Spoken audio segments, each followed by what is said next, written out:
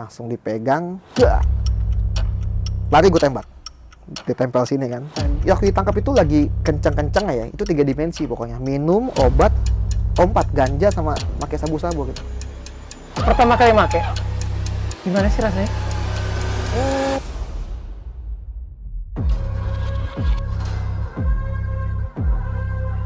Bagaimana kalau teman-teman dikasih kesempatan hidup yang kedua? Tamu saya hari ini sudah menjalani kehidupan 2 kali. Kehidupan pertamanya dihidupi sebagai pemakai sekaligus penjual narkoba yang berakhir di balik jeruji besi. Kehidupan keduanya dihidupi sebagai pelayan masyarakat dan mentor yang menginspirasi. Thank you for your time, Bang Daniel Wagania. Thank you Edward. Terima kasih banyak loh Bang, udah datang. Sama-sama, thank you udah diundang di Game of Life. Ya, welcome to the Game of Life ya Bang. Waduh, jadi NPC aja boleh nggak nih? Jangan tenang gitu gitu dong. kan, nggak bergerak. Hari ini Bang Daniel jadi main karakternya kita. Waduh, posisinya apa nih? Posisinya assassin lah, Wah. kayak yang tadi Bang Daniel bilang ya. Tuh, gue suka assassin. Sebelum kita gali lebih dalam nih soal kisah hidupnya Bang Daniel, aku pengen mulai dengan sebuah pertanyaan. Kalau kehidupannya Bang Daniel dijadikan sebuah buku nih, Oke. kira-kira apa judulnya dan kenapa? Judulnya udah pernah kita spill. From Zero to Hore. From Zero Yeah, to to Hore. Hore. Menarik. Ya. Kenapa ya? Banyak orang pengen jadi hero ya, tapi jadi hero kan susah. Jadi hero kalau sendiri nggak bakal bisa, pasti butuh tim. Kalau sendiri jatuhnya Superman kan, dia hero yang khusus aja. Tapi gue maunya from zero to hore. Hore dalam arti apa? Hore gue bisa bebas dari masa lalu. Hore gue bisa bebas ya dari hal yang mengikat gue lah, seperti itu. Kayak orang kan kalau bebas apapun lah, gak usah bebas penjara, terikat dari apapun. Ya. Dia bisa lepas, hore, pasti begitu kan dalam hatinya. Menarik. Menarik kayak gitu, Filosofinya sangat menarik sih. Jadi yang santai-santai aja, nggak usah yang kaku lah. Kalau untuk from zero to hero mungkin gua nggak di situ lah. Nice. Sangat jauh untuk jadi hero. Karena hero juga udah tutup kan, udah diganti apa? Sekarang Giant kayak gitu. Waduh, bahaya. Kayak gitu kan. Nggak di sponsor ya, nggak di sponsor. Nggak di sponsor, cuma ngasih tahu aja. Iya. Artinya kalau kita mau jadi hero, ada pelitnya. Kalau kita jadi sombong, hero kan biasanya ya, ada star syndrome seperti itu kan. Yes. Kalau hore kan ya santai-santai aja. Ya. Mau orang peduli mau enggak ya, buat diri gue selama itu hore ya, gue berdampak bagi banyak orang. Ya. Gitu. Wis, keren. Dari teman-teman pasti udah rada bingung nih. Kok tadi ada sebut mengikat, sebut penjara. Pasti teman-teman udah pada bertanya-tanya, maksudnya kayak kenapa menyebut kata-kata itu? Coba Bang Daniel, boleh nggak ceritain? Soal mengikat? Enggak, Ya, ceritain dari awal. Oke. Dari Bang Daniel lahir di mana? Gimana Bang Daniel dibesarkan? Oke, gue lahir di Jakarta. Ya, bokap nyokap ada keturunan luar lah, Endo lah. Jadi didikan santai, bukan didikan orang timur. Didikan sangat santai. Oke. Tapi bokap kan ya pemuka agama. Santainya dia bukan santai-santai yang negor, tapi santai dia tuh tetap mantau kayak gitu. Dia tetap jadi sosok kayak ikan di akuarium lah. Dan dia mau anaknya tuh juga jadi sosok kayak dia kan, jadi pemuka agama. Tolong jelaskan ke aku. Oke. Ikan di akuarium, sosok ikan Harus di akuarium. jadi panutan. Oh, Jadi I kita see. kayak terkekang gitu loh. Banyak anak-anak pemuka agama, apapun agamanya, pasti Oh, merasa nggak bebas. Gitu loh. Kalau dia bikin sesuatu hal yang salah, efek ke keluarga, orang tua. Ya, betul. Bahkan ya religinya dia kan. Oh, ini orang ini kayak gini, seperti itulah. Nah, gue waktu itu hidup kayak anak seperti itu. Akhirnya gue berontak. Jadi gue terikat di keluarga dan gue mau lepas. Tapi lepasnya gue terikat di satu hal yang ya dark side lah, yang gelap itu. Gue masuk ke game yang gue rasa tuh gamenya sangat-sangat buruk lah. Mungkin GM-nya nggak ada, mungkin NPC-nya juga kita nggak tahu siapa. Astaga. Tapi kita harus datang dan masuk ke sebuah game yang wah gelap pokoknya. Ini gamenya, Yang genrenya nggak ada thriller trialnya. ya kayaknya teman-teman ya. Ya, bisa Horor dibilang kayak kali ya. gitu, ya. Dibesarin yang orang tuanya pemuka agama ya. Yes. Aku bisa bayangin ya kalau aku analogikan. Rasanya tuh kayak jalan di atas tali gitu. Betul, bisa jadi kayak gitu. Rasanya kayak Gue setuju. oleng dikit diperhatiin, Betul, oleng betul, dikit betul, diperhatiin. betul. Jadi sih. gimana lu bergerak dikit, lu langsung kena judge. I see. Gitu. Lu Di dikit umur berapa? itu di Bang- umurnya udah di umur SD lah. Karena gue Di waktu SD SD ya? itu kalau gue kan Nasrani ya, itu ada namanya sekolah minggu segala Ya. macam. Itu gue suka juara. Oh, Pasti juara. ada kayak antar gereja gitu-gitu kan, pasti juara. Tapi di luar gereja juga juara bandelnya gitu. Waduh, Jadi balance nih. juara luar dalam Iya, ya. jadi gue main di game apapun kayak pasti juara. Hmm. Tapi juaranya negatif juara, positif waktu itu juara juga. Nih, moga-moga ntar juara di Game of Life ya. Amin. Ini ada ininya juga rankingnya kayaknya. Ada rankingnya. Enggak, aman. Cuma di momen apa, Hmm? Bang Daniel mulai memutuskan untuk kayak, gue udah terlalu lama terikat nih, hidup jadi anak pemuka agama tuh berat banget. Jadi dulu gue tinggal di ya Jaksel sih, tetap pindah ke Jaksel. Cuman Jakselnya sekarang yang agak-agag lebih zona merah lah. Oke. Kayak gitu. Dan semenjak gue pindah rumah ke Jaksel yang zona merah ini, mungkin kalau orang Jakarta kalau gue sebut itu juga pasti tahu daerah Kalibata, pokoknya itu udah zona merah, pokoknya dunia kejahatan, dunia kriminal, dunia apapun lah, free sex maupun narkoba tuh udah zona merah banget. Pas pindah ke sana, ternyata salah satu paman gue, ya ada yang nyokap, itu ternyata beda gede, bandar besar di Jakarta saat itu. Cuman menariknya dia tuh ngelarang kalau ponakannya jangan sampai kayak dia. Karena dia tahu bokap gue kan pemuka agama. Tapi karena gue merasa, wah ini momen nih untuk nggak terikat dari dunia rohani lah yang sok kudus segala macem lah, yang dikit-dikit ngomongnya haleluya, kesandung dikit darah Yesus, ngapain gitu kan, jadi kaku hidupnya. Gue akhirnya tumbuh jadi anak yang santai aja. Gue mulai masuk ke klub sepak bola, mau masuk ke Persija Timur waktu itu. Cuman gue di balik dunia atlet, dunia olahraga, gue juga sambil masuk ke terjun ke dunia narkoba. Gitu. Itu dimulai Sorry, itu di sekitar SMP lah. SMP? Ya, SMP. Gue ngerokok kelas 3 SD, terus ngerokok diam-diam segala macam masuk Siapa SMP. yang pertama kali ngajarin? mempengaruhi untuk ngerokok? Nggak ada. Nggak ada. Iya, kalau orang bilang nakal karena lingkungan, kalau gue bilang gue justru menakalkan lingkungan. Oke. Jadi waktu itu gue bawa dampak yang sangat buruk. Dari kecil udah influencer ya? Udah influencer. Kayak gitu. Oke. Akhirnya gue coba-coba, wah enak. Jadi gue bisa membuat teman gue yang tadinya nggak butuh jadi butuh. Oh banyak masalah, ini coba ini. Ya dicoba. Ini kayaknya kemampuan sellingnya salah digunakan ya? Iya, waktu itu emang gue suka kayak gitu. Suka kayak mengajak orang, walaupun dia nggak butuh, bisa butuh.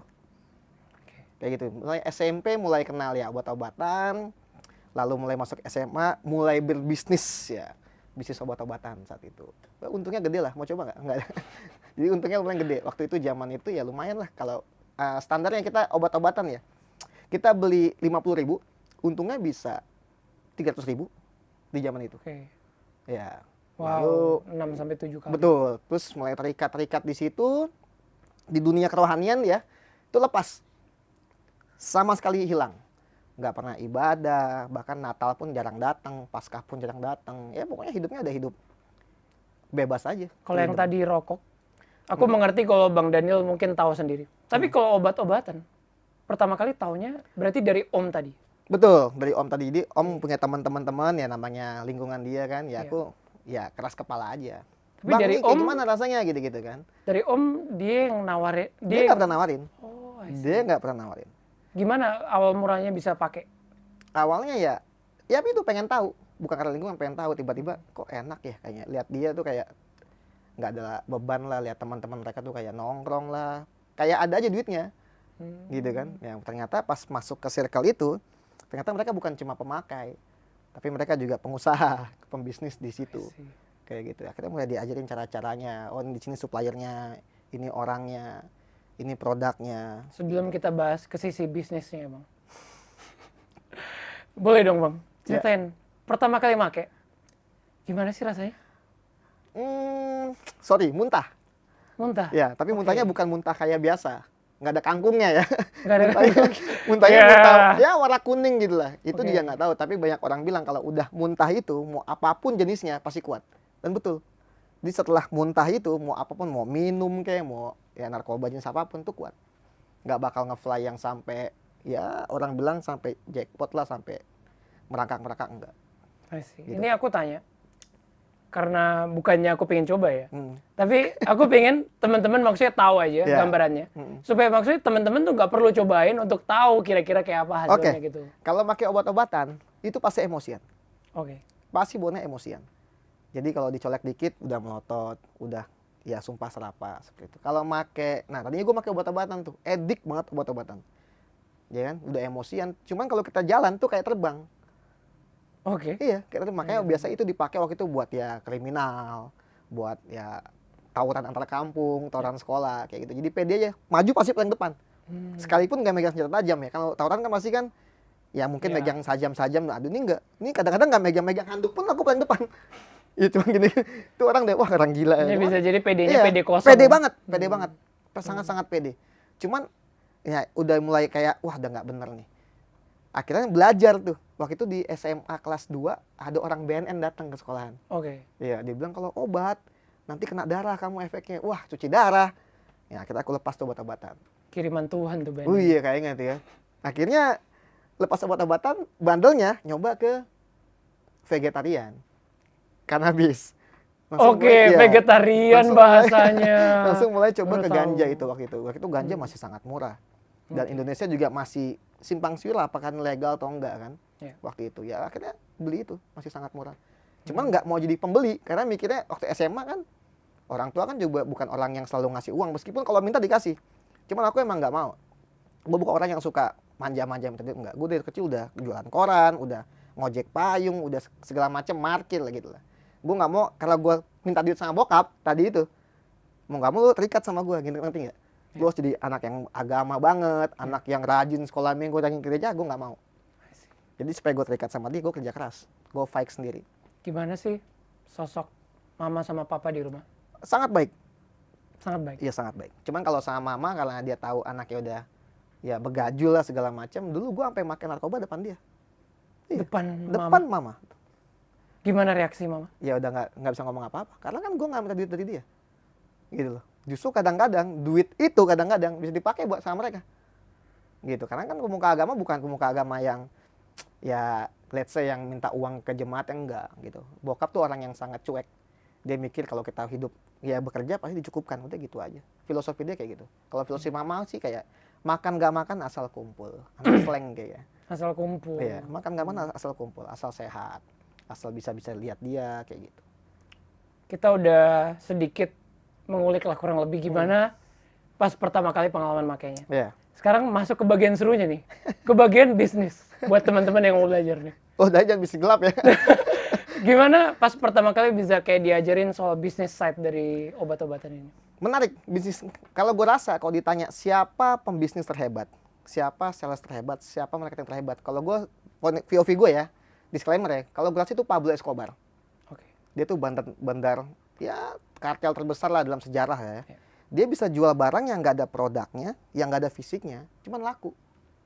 Bahkan lakunya tuh gerilya tuh, orang sampai habis ya. Bahkan dia sampai dibilang sampai cash-nya aja sampai ditanam di setiap hutan di Kolombia waktu itu kan. Aku pernah lihat salah satu Iya. foto apa video. Anaknya tuh kedinginan. Dia bakar Bakar uang, duit-duit betul. Untuk kayak mengganti- jutaan dolar Yes. buat hangatin anaknya Betul, doang. buat mengganti kayu bakar. Pokoknya Sebanyak film itu itu. benar cara dia negosiasi, cara dia melihat peluang, bahkan cara dia menjual sesuatu yang orang nggak butuh jadi butuh. Itu benar tekniknya tuh luar biasa. Gimana waktu itu Bang Daniel pertama kali? Pertama, nyari trustnya dulu. Oke. Biasanya kalau nggak deket nih atau misalkan ini daerah Jaktim ini kan, misalkan gue main ke Jaktim, pertama kali gue main ke sana, gue pasti nyari trustnya dulu anak-anaknya. Trust dalam arti satu, nggak bisa sombong, nggak bisa apa, diem aja di tongkrongan besar, cuman diem, nanti ditanya-tanya anak mana bro, anak Kalibata, oh gini, udah mulai ngobrol sama anak, cariin suasana, mulai minum-minum, udah lihat dikit, bagi banyak masalah ya, mulai tuh teknik konselingnya keluar. Waduh, Iya. kalau ada masalah dikit Betul, udah masuk tuh ya. kelihatan. Percaya gue nggak? Oh nggak percaya baru kenal ya, coba ngobrol-ngobrol asik orangnya bro gitu. Terus dia batuk-batuk segala macem. Ini mau nggak? Sorry bro, gue perokok, dia bilang kayak gitu. Tapi lu ngerokok lu batuk. Tekniknya gitu kan. Pakai ini aja. Terus bilang ini mahal harganya. Ya mungkin lah kalau rokok sebungkus 10.000. Kalau itu mungkin 10.000 2 batang. Kan jauh harganya. Ya udah gue bisa markup tuh. Ini 15.000. Wah enak rokok. Dapat ini 15.000 lu nggak batuk. Lu makanya nggak setiap hari kayak rokok. Ini Terus tekniknya dia- teknik terus- sampling. Betul, dia nolak. Ah, gue nggak mau bro. Ya udah lu selamat batuk setiap hari. Wah, dengan ini 15.000 lu nggak bakal batuk. Lu makanya juga santai. Justru lu bisa berhenti merokok. Ya katanya, boleh deh gue coba. Ya udah. Itu waktu itu supply-nya pertama kali dapat dari mana? Itu dapat ya dari temennya Om. Oh, oke. Ya, di Itu temannya. dimodalin, sistemnya resell. Enggak kita dimodalin. Dulu awalnya kan ya kalau gue suka ngojek payung, gue suka Oke. parkir, ada duit kan. stop. Oke. Ya itu tuh dari modal 20.000 gue ingat. Oke. Modal 20.000, dagang udah mulai nggak pakai obat ya, udah mulai pakai ganja. Ganja itu 20.000 bisa dapat 150.000. Oke. Ya kan? Wow. Putar lagi. 7 kali. Putar lagi, putar lagi, dan akhirnya bisnis itu bisa besar. Oh wow. Lalu udah mulai punya jaringan gitu kan, Cirebon Iya. segala macam. Yang beli biasanya tukang-tukangnya sama tukang ojek, tukang supir waktu itu kan Metro Mini, yang punya beberapa warteg lah kayak gitu lah. Iya. Udah kayak gitu. Itu bangun tidur pun kadang-kadang ya dibangunin, bro beli, hah? Ya udah, dia bangun tidur melek dikit, ya 50.000, 100.000. Ini cepet banget perputarannya. Jadi Duit itu. yang bagian sulit di bagian pas jualan itu di awalnya doang. Dan habis itu mereka udah Betul. kembali terus ya. RO, repeat order bahasanya. Repeat order Ya, bahasanya. betul. Siap. Kadang kalau ternyata barangnya kurang bagus, ya udah kita dobelin aja. Pokoknya trust-nya itu harus dapat. Oh, I Trust see. itu bukan soal produknya tapi trust-nya. Ini Saat bisnis itu? itu ya, iya. Kayak gitu. Target marketnya, bahasanya target marketnya. Target marketnya tuh waktu itu siapa-siapa aja sih? Pasti anak sekolah. Oke. Anak sekolah, anak tongkrongan. Kayak gitu. Gue nggak main yang middle up ya, kayak anak dugem kayak gitu-gitu. Gue pasti nggak main. Pasti itu udah beda. Pasti dia mainnya udah Inek, Happy Five kayak gitu-gitulah. Kan gue sebut-sebutin namanya. Waduh, Emang seperti itulah. nanti tolong disensor ya merek-mereknya. Enggak, itu emang udah terkenal lah. Oke. Kayak gitu. Gue nggak bakal sentuh mereka, karena mereka pasti nggak masuk. Biasa kalau kena obat-obatan yang level atas itu, ganja udah nggak masuk. Tapi Ini anak-anak mungkin sekolahnya anak sekolahnya maupun anak-anak dewasa. umur-umur berapa? Ya 25 sampai 33 juga masih pakai itu. Oh, oke. Tapi kalau ganja pasti gue tawarin setelah mereka udah mulai dugem keluar, udah pasti mereka butuh namanya peredam, karena ganja itu kan buat tenang, Ya. buat relax gitu. Kalau Karena boleh obat kita sisi ininya kan, negatifnya ya dia buat ngefly dan hilang halusinasi. Oh. Tapi kalau kata beberapa ahli itu juga obat untuk penenang seperti itu. Kalau kita boleh tarik benang merah nih. Dari target marketnya semua. Apa sih benang merahnya mereka? Maksudnya kira-kira apa yang bikin mereka sampai bisa terjerumus pakai obat-obatan? Kalau obat-obatan pasti mereka banyak ya tekanan keluarga. Oke. Pasti, atau mungkin kehilangan sosok ayah. Dari semua yang udah pasien ya. Ya. Biasanya sama ayahnya kurang dekat. Sama keluarga nggak didukung. Ya broken home. Kasus ya suka dibully seperti itu. Itu Itu kesamaannya target mereka. iya sama mereka. Jadi mereka butuh sesuatu yang membuat mereka melupakan segala hal tekanan dari hidup dia kayak gitu. Berarti Bang Daniel dari pas pertama kali mendekati pasien ini ya, calon pasien, Bang Daniel udah bisa ngerasain maksudnya orang ini Iya, dia yang membutuhkan gitu. betul. Entah kenapa ya, gue tuh orangnya peka. Peka ya? Gue orang kalau lagi baik masa gue bisa lihat. Kenapa? Ya nggak tahu aja, kayak ada satu dorongan yang bisa lihat. Untung abang nggak kasih aku resep obat ya. Aduh. Takut aku. Jangan. Nanti takutnya malah bobo di sini. Enggak. Terus Gitu. habis abang pertama kali jualan, apakah semuanya berjalan mulus? No. Atau ada kesulitan? No. Akhirnya kan udah trust. Nah, di dunia ini bisnis ini kalau trustnya udah hilang, waduh itu susah banget untuk ngembaliin ya. Gitu. Jadi waktu itu gue jual barang itu, temen gue ketangkep. Harusnya kalau emang laki-laki kan ya, pasti tanggung jawab. Dipukulin apapun sama petugas lah ya, dia nggak akan ngomong dari siapa belinya. Saat itu dia ngomong. Oh dia ngomong. Iya. Dia ngelaporin cepu Ngelaporin. ya? Iya, bukan cepu, dia mungkin nggak tahan kan di. Oke. Ya untuk dapat dari mana barangnya dia sebut lah nama gua. Dari Daniel Arab gitu, ngomongnya dia Arab. Daniel Arab. Iya. Jadi beberapa itu gue suka pakai kalung salib. Oke. Jadi di rumah gue itu di daerah Kalibata itu kanan kiri itu orang Arab semua. Oh, I see. Gitu. Jadi orang ini yang ketangkep tuh orang ya nggak begitu deket lah. Oke. Taunya cuma Daniel Arab. Dia nggak tahu gue orang Ambon padahal kan. Oke. Kayak gitu. Jadi Daniel Arab. Nah tiba-tiba ada, ya kita lagi nongkrong digerebek waktu itu. Mana yang Arab, mana yang Arab? Ya nggak ada. Lu mau kalung? Enggak nih pakai kalung salib. Saya Kristen Pak. Ya udah kan nggak bawa KTP. Oh iya deh, nggak ada. Oh nggak ketangkep? Pas, nggak ketangkep. Ya BB-nya nggak ada. Dia cuma tahu Daniel Arab. Oke. Kayak gitu. Udah mulai kayak gitu, udah mulai aneh. Tiba-tiba di rumah juga udah ada kayak ya tukang nasi goreng gitu kan. Waduh. Buka laci, ada. Ya ada. Wih, sesuai Itu cerita-cerita ya? emang bener. Ternyata tukang Oke. sekutang, udah lihat nih sekutang. Kayaknya nggak pernah lihat deh. Cuman kayak ganteng, cuma rapi gitu kan. Oke. Ya udah, kita udah pasti peka kayak gitu. Udah, mulai waktu itu tinggal di Bali, cabut ke Bali setahun waktu itu. Ya ngabisin uang waktu itulah. Karena buat apa lagi kan? Tinggal di Bali, kerja di sana, mau coba ke Jakarta, tanya kawan-kawan ya kan. Masih nggak? Masih buron bro, jangan balik. Ya udah, nggak balik. Tapi akhirnya papa sakit waktu itu. Oke. Harus pulang. Ya pulang ke Bali. Dari Bali, pulang ke Jakarta. Udah sebulan nama masih nggak bagus. Wah udah. Ternyata masih dicari. Ya udah. Kabur lebih jauh lagi. Tinggal di Lombok. Oke. Tinggal di Lombok. Itu Lombok masih sangat apa ya kita dibilang ya. Nggak semaju sekarang mungkin ya. Dulu belum ada Mandalika. Itu 2012 Oke. di sana. Jadi sangat masih sepi. Lucunya dunia ini orang tuh juga udah tahu gitu loh. Di Lombok kan ya pengen juga kan buka bisnis baru, cari link lagi. Ya. Ketemu. Jadi di Lombok itu ya puji Tuhan alhamdulillah tuh dapat kerjaan yang cukup bagus waktu itu di tim leader sebuah provider lah. Oke. Megang 4G waktu itu. Jadi punya tim leader, punya tim, megang tim. Supir aku waktu itu ternyata abangnya dia BD. Oke. Gitu. Udah mulailah. Bisa nggak Di bisnis situ ini, kayak gitu-gitu. mulai kembali lagi berarti Kembali pola lagi. yang sama lagi. Betul. Oke. Cuma bedanya belakang layar. Oke. Cuman kirim barang ke Jakarta, di Jakarta cuma anak buah. Aman nggak? Aman, bang, tinggal transfer gini udah. Jadi udah autopilot aja tuh. Sudah Iya, autopilot udah autopilot bisnisnya. gitu. Udah, tetap di Lombok, tetap hura-hura segala macam. Bokap sakit lagi. Oke. Nah, itu bokap sakit ending 2012 pokoknya. Oke. Pulang ke Jakarta, tuh tinggalin semua tuh di Lombok. Jabatan, keuangan semua tinggal. Pulang pokoknya. Apa yang bikin Bang Daniel Buat rela gua, lepasin oke. itu? Maksudnya apakah hubungannya emang sedekat itu sama Bapak? Buat gue nomor 1 keluarga. Oke. Itu nomor 1. Ya gue juga buat apa kerja keras sama ini ya kalau nggak buat keluarga gitu kan. Jadi waktu itu gue pisahin tuh mana duit haram, mana duit halal. Oh ini haram buat Oh, dipisahin gua pisahin ya. dia. Kalau nanti nggak ngerti konsepnya kan, Iya. ini halal buat rumah kayak gitu-gitu aja. Jadi ini lembar halal nih. Iya. Boleh nih dimakan Kalau nih. sekarang dipakai sih makan. sama aja sih kayaknya. Sekarang sama. Iya, bedanya sakit perutnya doang kayaknya. Oke. Kayak gitu. Jadi waktu itu balik pas Papa sakit. Pas sakit, balik di sini hampir 3 bulan lah, hampir 3 bulan. Maret 2013 ternyata masih dicari nama gua. Oke. Gitu, baru lagi pas lagi make juga depan rumah ditabrak. Ya, pas ditabrak itu, ya ditabrak tuh kayak digrebek lah. Oke. Langsung dipegang, dak. Lari gue tembak.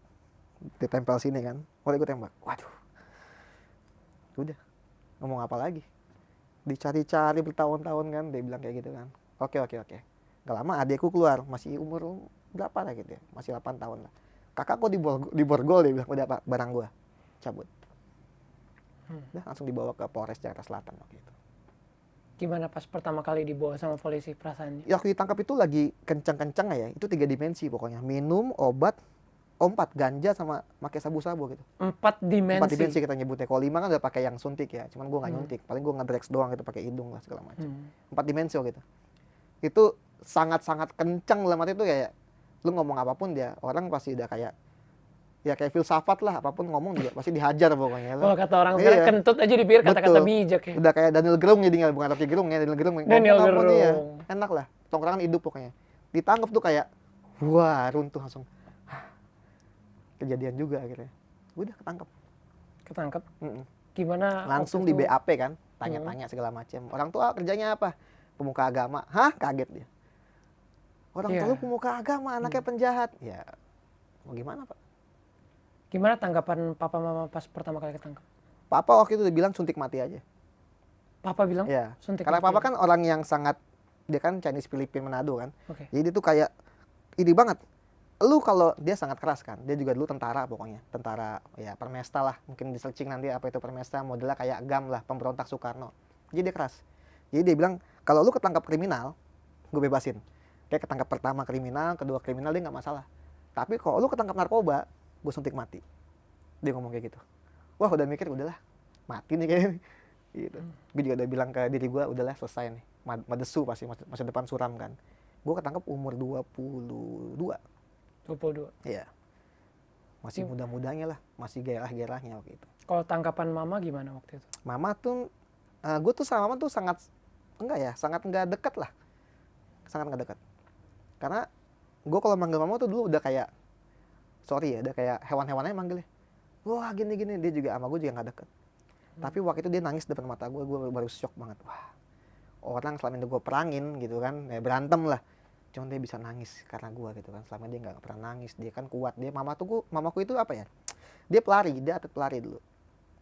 Gitu. Atlet pelari. Iya, atlet zaman dulu gitu loh. Pon-pon segala macem. Dia tuh emang tomboy kan, kuat kan, Ambon Belanda kan. Jadi kayak mau anaknya Gemon tegar. Cuman waktu gue bisa lihat dia, wah nangis juga.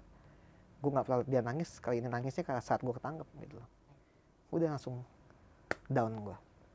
gue sempat pengen bunuh diri karena gue mikir wah ini udah yang ketiga udah fatal nih kan, kriminal narkoba. Gue bilang wah susah nih, udah beban gue tuh kayak di belakang udah ex napi lah, ex narapidana, ya udah gue sempat pengen bunuh diri, cuman dalam hati ngapain gitu loh, lu laki kan nggak tanggung jawab, ya udah.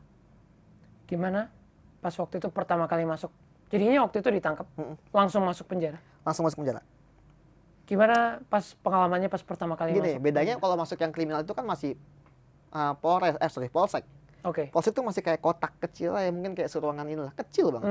Oke. Kalau Polres itu udah kayak lebih besar lah. Jadi udah ada sekitar 7 kamar dan isinya tuh penjahat semua gitu kan. Dan satu anak baru masuk, anak kecil gitu kan. Dan dia tahu bekas 2 kali masuk, makin habis. Pokoknya jadi berarti masuknya di yang Polres? Iya di Polres. Pokoknya kalau masuk gini, kalau kita masuk dan orang mereka tahu kita pernah masuk penjara, wah itu udah inceran pasti. Tapi di yang waktu itu sudah masuk 2 kali? Oh yang pertama kalinya kapan tuh? Itu SMA mau lulus 2007 kayaknya. Karena obat-obatan? Itu karena ya efek obat-obatan, akhirnya penganiayaan, ketangkap. Oke. Terus bebas, nggak lama seminggu masuk lagi. Gitu. Dan yang nangkep polisi yang sama. Kata Polisi dia, yang sama? lu lagi. Aduh. Dan katanya ya udah, laki banget lu ya katanya, berantem mulu ya, katanya anak orang mulu ya mau gimana aku bilang kan. Nyulik orang mulu ya gini, ya udahlah. Jadi terakhir yang mama nangis itu ketiga kalinya mau masuk? Betul. Oke. Jadi duanya dia nggak ke pernah Polres. nangis. Dia cuman, aduh laki begini banget. Bapaknya sini lakinya gitu ya. Dia mama kan sudah bokap kan. Karena bokap tuh nggak pernah main tangan. Oh nggak pernah main Nggak tangan? pernah. Paling nyokap lu ya zaman anak-anak itu gesper lah, kan hal biasa lah. Kayak gitu. Masih inget sih, setiap lihat gesper udah lari sih. Betul. Kalau enggak yang parah tuh pakai buat kasur tuh yang kayak raket itu tuh. Iya. Tuh kalau dihajar tuh ngeplak merah sini nih. Aduh, jangan deh dibahas, ntar teman-teman nontonnya sambil ketakutan juga ngingetin Enggak, udah beda zaman sekarang kan. Sekarang zaman anaknya manis-manis, dikit-dikit ngadu gitu. Sekarang ada kata salah sedikit dituntut orang tuanya. Betul, plus minus lah sekarang. Iya. Gitu. Pas berarti yang ketiga kali ditangkap itu, ada perbedaan? Sangat beda. Masuk. Oke, gimana tuh? Sangat beda. Karena waktu masuk ketiga itu waktu masuk sel itu udah ada beberapa yang langsung ngincer dan dia bilang, wih jagoan nih gitu kan.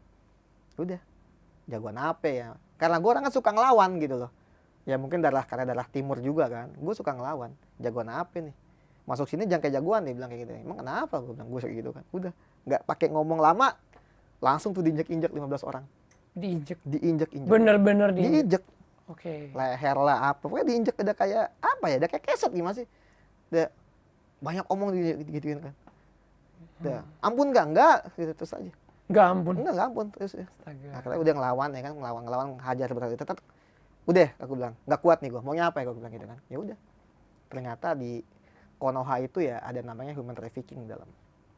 Di dalam penjara di Konoha? Betul. Ada human trafficking? Betul. Gimana cara kerjanya? Jadi ada beberapa oknum itu yang jual kepala kita dari hasil BAP itu, kertas merah, ditawarin di setiap kamar. Oke. Gitu. Jadi kalau di setiap kamar ada namanya palkam, kepala kamar, dia lihat ininya. Ah, anak mana nih? Oh, kasusnya apa nih? Ah, nggak ada duitnya. Nah, untungnya, ada untungnya lagi. Kasus gue naik kasus ganja. Okay. Kalau yang naik kasus sabu, orang kaya nih. Gitu loh. Ini kan ganja ya paling rokok-rokok biasa. Ah, enggak. Gue nggak dibeli sama berapa palkam. Maksudnya dibeli ini untuk apa kegunaannya? Nih, misalkan gini. Misalkan palkam ini bilang, oke Pak, Daniel gue beli 1,5 juta. Okay. Gue masuk kamar dia, yang beli gue. Sampai kamar dia, gue diperes sama dia. Lu selama tinggal di sel ini harus ngasih duit 5 juta seminggu. Jadi kayak beli mesin pencetak uang ya? Betul. Oh, betul. Menarik bisnisnya ya. Nah, karena gue cerdik, gue okein. Tetapi gue nego. Bisa nggak 3,5? Gue bukin dulu tuh, enak ya 3,5. Yang lain goceng 5.000. Yang ini 5 juta nih. 3,5 lah gue, nanti gue bantuin tukang pukul deh. Gue bilang gini. Oke, deh.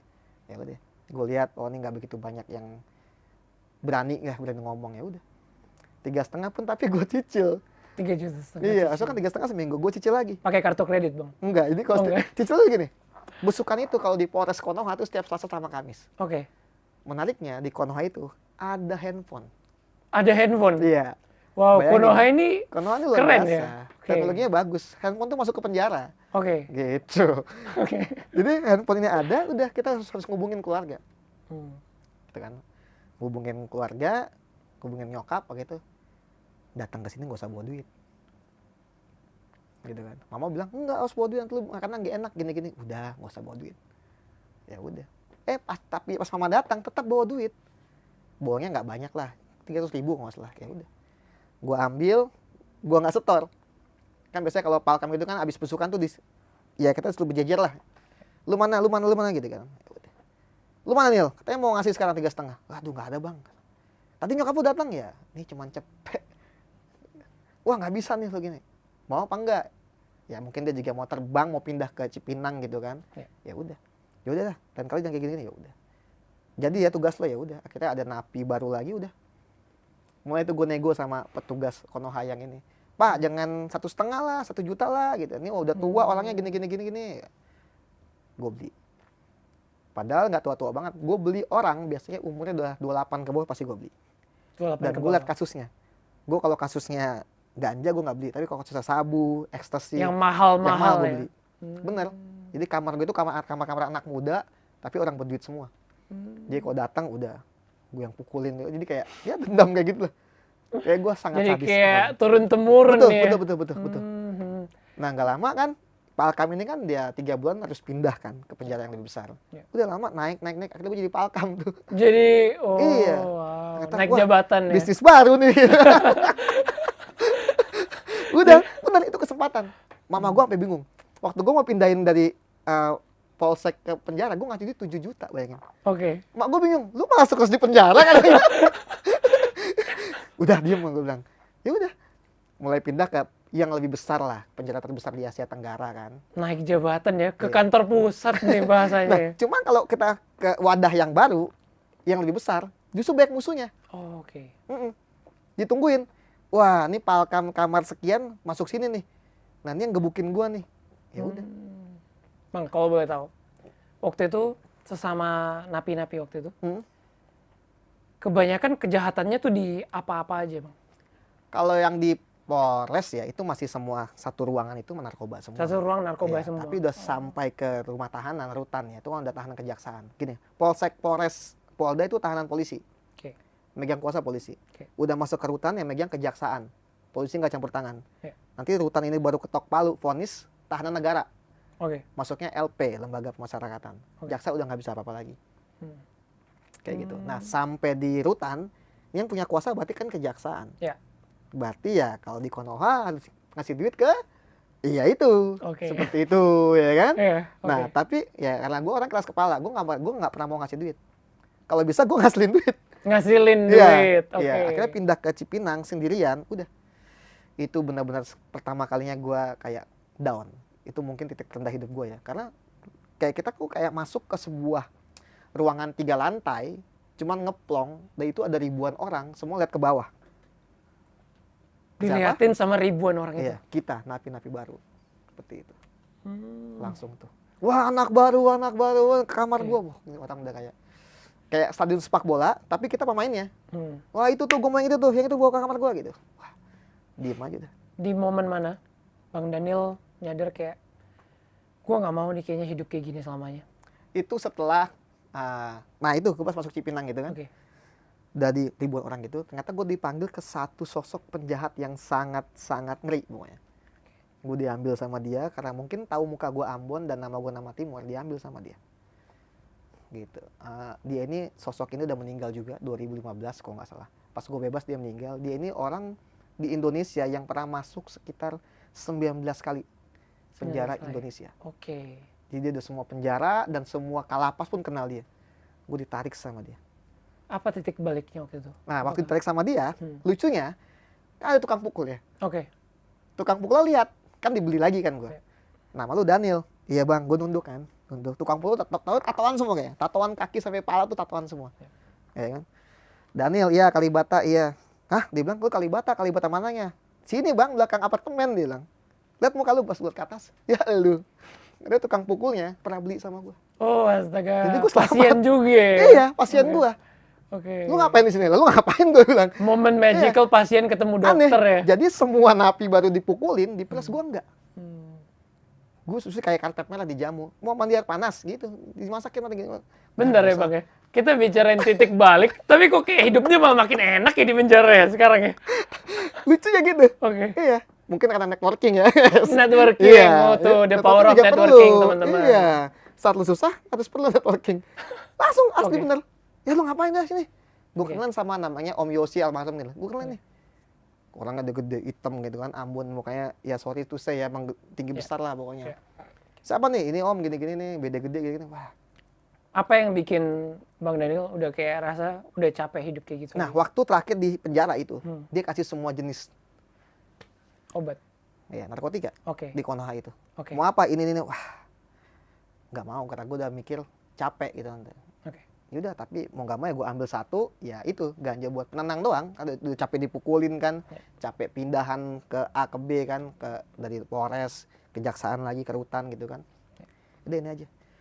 Gue nggak nyampe isep abis ya, baru kayak ada suara yang tenangin gue kayak, udahlah cukup lah, ngapain lu kayak salipin gue lagi kayak gitu kan. 3 kali sorry itu, jangan kamu nyalipin aku lagi, ya udah. Barang gue buang, gue tinggal, Om sorry gue cabut. Udah. Mulai fake lagi di penjara. Dan semenjak itu udah Stop. nggak mau nyentuh Iya, obat-obatan terus langsung lagi. stop semuanya. Oke. Gue ngerokok emang gak ngerokok kan. Gue ngerokok stop 2008. Lulus SMA gue udah gak ngerokok. Oke. Cuman gue beralih ke itu, ganja itu. Udah, langsung stop saat itu. Habis itu Bang Daniel Langsung masuk ya ke hidup. berbalik ke kecil lagi. Ke Oke. kerohanian tadi. Oke. Gue nyari tali itu mana ya? Mana tali yang ngikat gue dulu itu ya? Oh, malah mencari tali yang mengikat dulu iya, itu. supaya gue gak terjebak di rantai yang ini nih. Oke. Setelah bebas dari hasil research aku, Bang Daniel masuk ke sekolah teologi. Betul, beasiswa ya gitu. Kenapa memutuskan teologi? Karena gue bukan mau jadi seorang pemuka agama ya. Gue cuma mau belajar gitu loh. Mau belajar dalam arti mana yang benar, mana yang enggak. Gitu kan. Dan waktu masuk teologi juga gue suka konsultasi orangnya kan. Gue belajar gimana konsultan, gimana cara nanggapin orang kayak gitu. Dan gue di situ juga punya banyak banget mentor gitu loh di sana kan. Yang bisa melihat, oh ini orang dulu kayak begini ya, sekarang bisa berubah. Kayak gitu. Dan Bang Daniel sempat cerita ke aku, kalau Bang Daniel tuh julukannya tempat sampah. Iya, tempat sampah. Bisa tolong dijelaskan sebelum teman-teman salah paham? Jadi tempat sampah dalam arti gini, waktu mulai COVID ya, itu kan depresi banyak ya, anak-anak yang mulai healing apalah, pulang healing tetap pusing kan. Iya. Gue nggak suka gitu. Itu bukan soal healingnya, tapi soal tempat lu membuang sampah lu gitu loh. Banyak orang waktu itu pengen cerita susah, pengen ngomong ke orang tua, mungkin dijudge, mau ke abang apa sih, mau ke teman juga. Apalagi ke teman kadang-kadang, maupun sahabat pasti bocor. Iya. Udah ngomongin, aibnya dibocorin, ini tuh gini-gini, akhirnya trustnya hilang, depresi, bunuh diri banyak waktu itu kan. Gue jadi tempat sampah waktu itu, sosok tempat sampah. Mau cerita ngomong aja, free gue bilang, free. Enggak kan konsultan bayar, enggak sama gue free. Gue buat waktu di IG gue tempat sampah udah. Mau DM silakan, nggak perlu sebut nama, nggak pakai apa ya udah. Banyak banget ternyata. Mau perempuan, mau yang udah nikah, mau laki-laki, mau public figure tuh ternyata butuh tempat sampah. Kayak gitu. Saya yakin banget. Aku yakin kalau Bang Daniel mungkin sadar atau nggak sadar udah nyelamatin banyak nyawa. Yang tadinya mungkin bisa jadi terjebak kayak Bang Daniel yang harus ngelewatin proses yang sepanjang itu. Tapi karena Bang Daniel bersedia jadi tempat sampahnya mereka punya masa gelap tuh jadi kayak dipangkas, jadi sesingkat itu. Menarik. Habis itu, Bang Daniel memutuskan untuk mencari pekerjaan yang halal ya. Itu yang halal. Habis itu Bang Daniel karirnya gimana Bang? Waktu gue sambil kuliah aja gue sambil ngojek online. Oke. Gue nggak mau gengsi, tapi ya sambil gue ngojek online itu juga banyak tawaran lah. Ya teman-teman gue yang bilang, teman-teman lama ya, susah kan hidup bener? Ya susah gue bilang. Enakan hidup gelap kan? Udah nih ada bank ini mau nggak nih lu bobol gitu-gitu. Lu di motor aja nanti gampang lah, 50-60 juta gampang, sekali ngegas doang. Bergejolak lagi.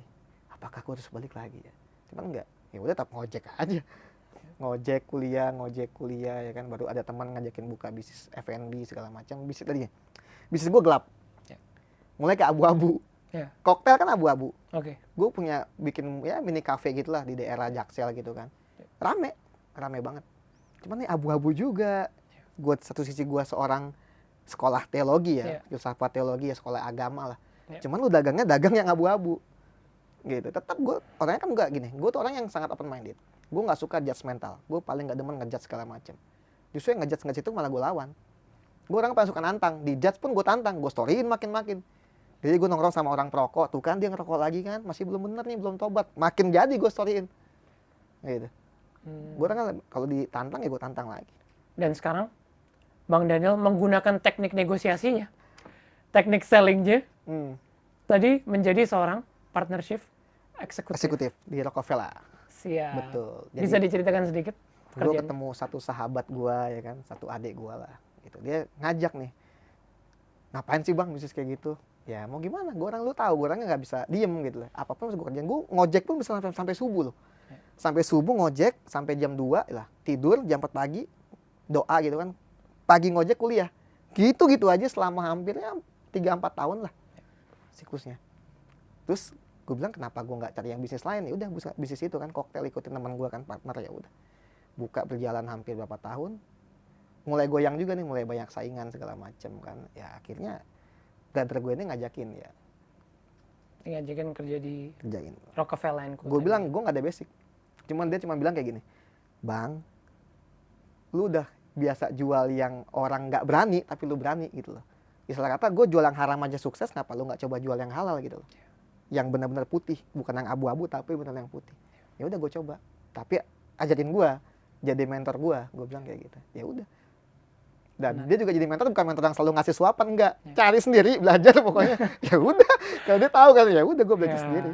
Kayak kasih gitu. pancingnya bukan kasih ikannya. Betul. Dia nggak ngasih kupu-kupunya, dia mau gue bangun kebunnya gitu, biar kupu-kupu datang sendiri. Menarik. Kayak gitu. Saya yakin banget, aku yakin kalau Bang Daniel tuh sebenarnya jauh lebih gampang cari duitnya dengan cara yang dulu dibanding cara yang sekarang. Iya. Cuma Bang Daniel tetap memilih untuk dengan cara yang benar sekarang. Bang Daniel, anggap ini mesin waktu. Oke. Ini waktu tuh bisa dibalik ya Bang Daniel. Ya? Waktu dibalik, Bang Daniel mau kembali ke momen mana? Dan kira-kira apa yang bakal Bang Daniel lakukan di momen itu? Kalau gue kembali, gue nggak akan merubah apapun. Karena gue bersyukur dengan hidup gue saat ini. Keren loh jawabannya Bang. Keren banget. Gue nggak akan mau momen apa, semua momen tuh baik bagi gue. Gitu. Dan gue bersyukur atas itu semua.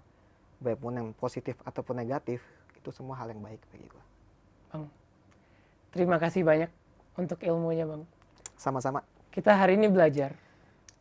Mau kita hidupnya segelap apapun saat ini, kita tuh ngerasanya kayak lagi di terowongan. Yang di ujung tuh masih bisa kelihatan cahaya sebenarnya, walaupun kecil. Setuju. Dan pilihannya, antara kita mau jalan ke cahaya kecil itu, atau kita mau menetap aja di sini. Hari ini, aku mau ajak teman-teman yang nonton, kalau lihat ada secercah cahaya itu, please jalan ke arah cahaya itu. Well, this has been the game of life, and I'll see you in the next level.